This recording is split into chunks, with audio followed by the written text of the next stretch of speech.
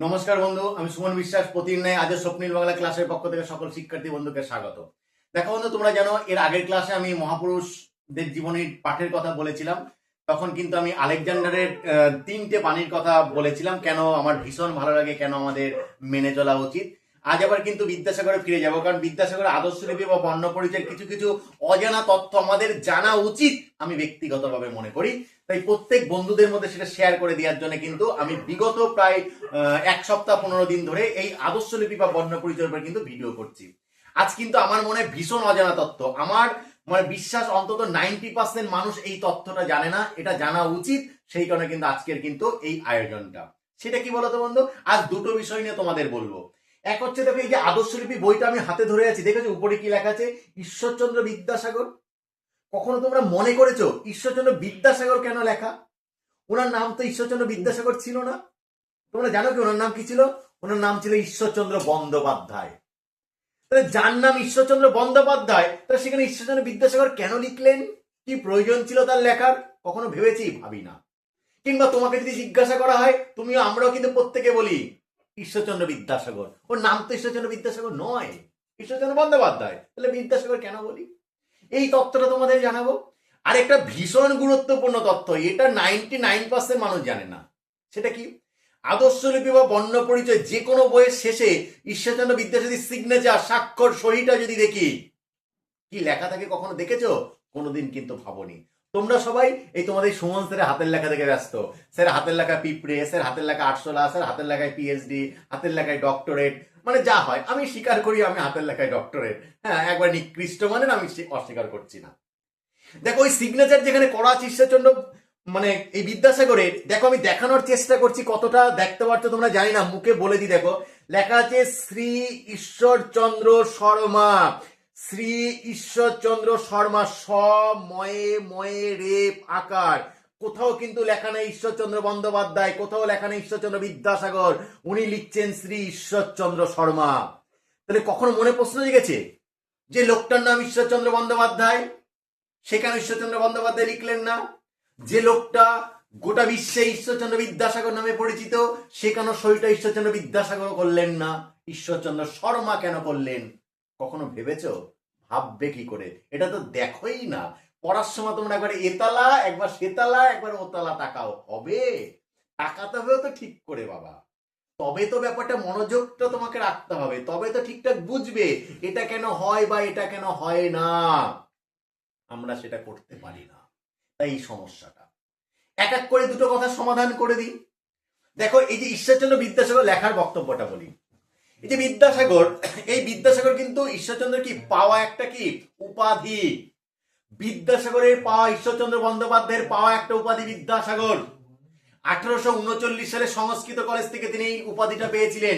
কেউ কেউ বলেন 1839 না 1841 সালে পেয়েছিলেন। আমার সাল গুলি মারো, সাল নিয়ে মতান্তর থাকতেই পারে, আমি মেনে নিলাম, সাল দেখি যায় আসে, তাই না? আমার বিষয়টা জানা নিয়ে দরকার। সংস্কৃত কলেজ থেকে তিনি যখন বিদ্যাসাগর উপাধিটা পেলেন, তখন তার নামের সঙ্গে বিদ্যাসাগরটা যোগ হয়ে গেল। তার উপাধি, টাইটেল কি ছিল, পদবি কি ছিল? ছিল কিন্তু বন্দ্যোপাধ্যায়। তাহলে বিদ্যাসাগর কেন যোগ হলো উপাধি? আমরা কতজন তো কত উপাধি পাই, কেন যোগ হয় না? তাহলে বিদ্যাসাগর উপাধি একমাত্র বিদ্যাসাগর পেয়েছিলেন না? সংস্কৃত কলেজ থেকে প্রত্যেক বছর যিনি ফার্স্ট হতেন তাকে বিদ্যাসাগর উপাধি দেওয়া হতো। তাহলে বিদ্যাসাগরের আগেও কেউ ফার্স্ট হয়েছেন, বিদ্যাসাগর পরেও কেউ সংস্কৃত কলেজে পড়াশোনা করে ফার্স্ট হয়েছেন, তারাও বিদ্যাসাগর উপাধি পেয়েছেন। কই তাদের একজনের নাম বলতে পারবে যাদের আমরা চিনি? জানি না। তাহলে একমাত্র বিদ্যাসাগরকে কেন চিনি? এই যে বিদ্যাসাগর, একটা ভাবো, বিদ্যার সাগর, সাগরে যত জল থাকে, যত মণিমুক্তা থাকে, যত দামি জিনিস থাকে, তাই সাগরকে কি বলা হয়? রত্নাকর। সেই বিদ্যাসাগরের মধ্যে এই বিদ্যার সাগরের মতন প্রচুর জ্ঞান ছিল, রত্ন ভান্ডার ছিল, এবং তিনি সেটাকে অ্যাপ্লাই, কাজে লাগাতে পেরেছিলেন। একটু উদাহরণ দিন। মাইকেল মধুসূদন দত্তের একটা সনেট পড়েছো, বিদ্যাসাগর তুমি বিখ্যাত ভারতে, করুণার সিন্ধু তুমি সেই জানে মনে, দিন যে দিনের বন্ধু।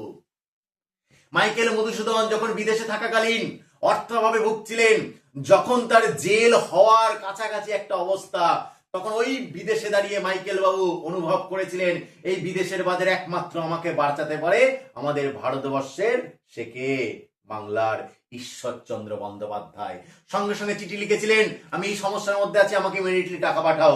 বিদ্যাসাগর সেই টাকা কিন্তু পাঠিয়ে দিয়েছিলেন। তাই কৃতজ্ঞতা বশত মধুসূদন লিখেছিলেন, বিদ্যাসাগর তুমি বিখ্যাত ভারতে, করুণার সিন্ধু তুমি সেই জানে মনে। অর্থাৎ তুমি যে কতটা করুণার সিন্ধু, যে তোমার ওই করুণাটা পেয়েছে, তোমার দয়াটা পেয়েছে, তোমার ভালোবাসাটা পেয়েছে, সেই জানে তুমি মানুষ হিসাবে কতটা কিন্তু মহৎ। তোমার মধ্যে শুধু বিদ্যা নেই, করুণাও কিন্তু আছে, তোমার মধ্যে দয়াও আছে। তাহলে বিদ্যাকে তিনি অ্যাপ্লাই করতে পেরেছিলেন কিভাবে? বালিকা বিদ্যালয় কার তৈরি? বিদ্যাসাগরের। আমাদের মডেল স্কুল কার তৈরি? বিদ্যাসাগরের। মেট্রোপলিটন কার তৈরি? বিদ্যাসাগরের। এই যে নারী শিক্ষার প্রসার কার? বিদ্যাসাগরের। ডিআই হয়ে ডিস্ট্রিক্ট ইন্সপেক্টর অফ স্কুল হয়ে এই বিদ্যালয় মানে শিক্ষাকে প্রসার করার দায়িত্ব ভাবনা চিন্তা কার? বিদ্যাসাগরের।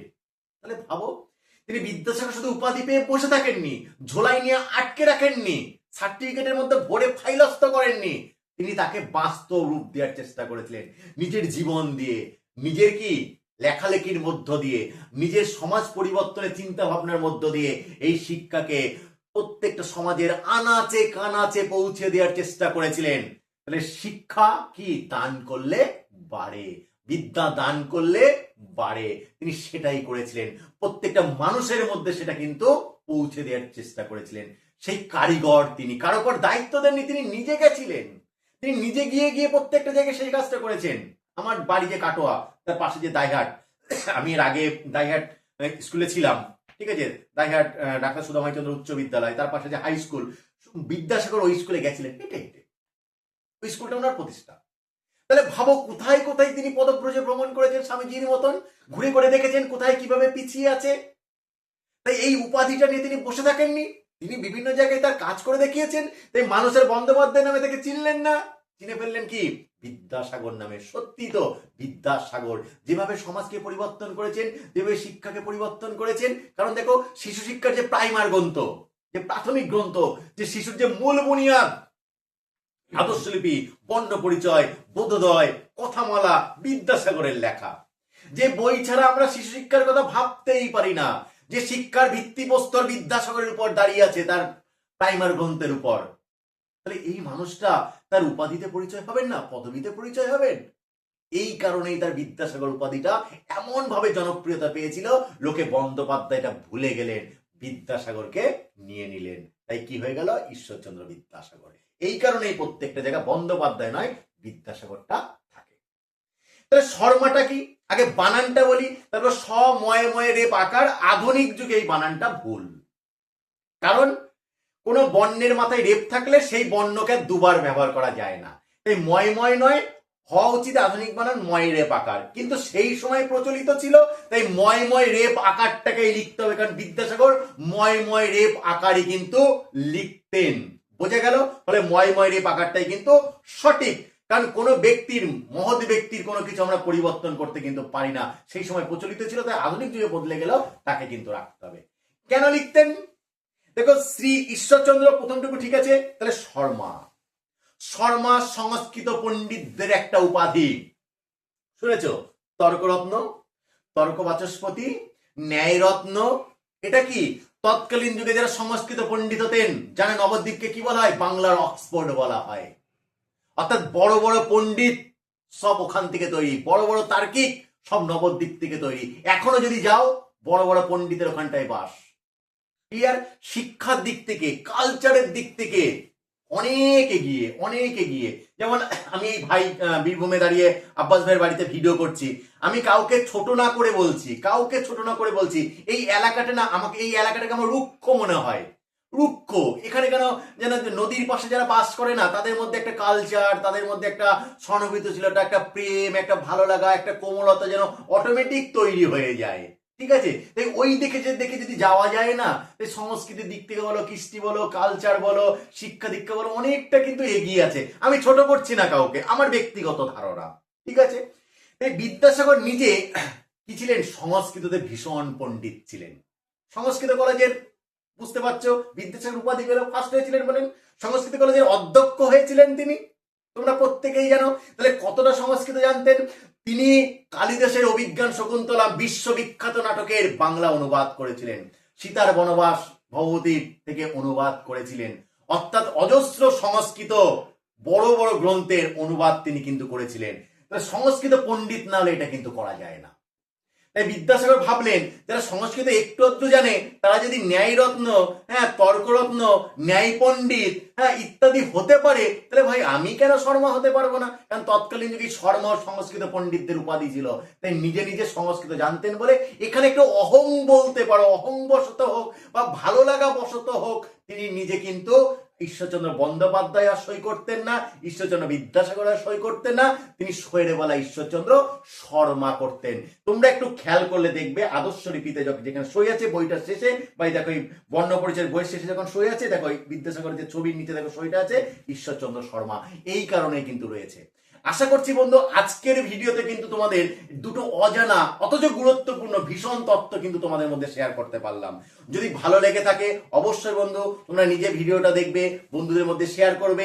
এরকম অজানা কোনো বিষয় যদি জানতে ইচ্ছা করে আমাকে কমেন্ট বক্সে জানাবে, আমি যথাসম্ভব আমার মতন করে উত্তর দেওয়ার কিন্তু চেষ্টা করব। আজকের ক্লাসটা এই পর্যন্তই, প্রত্যেকেই ভালো থাকবে। নমস্কার বন্ধু।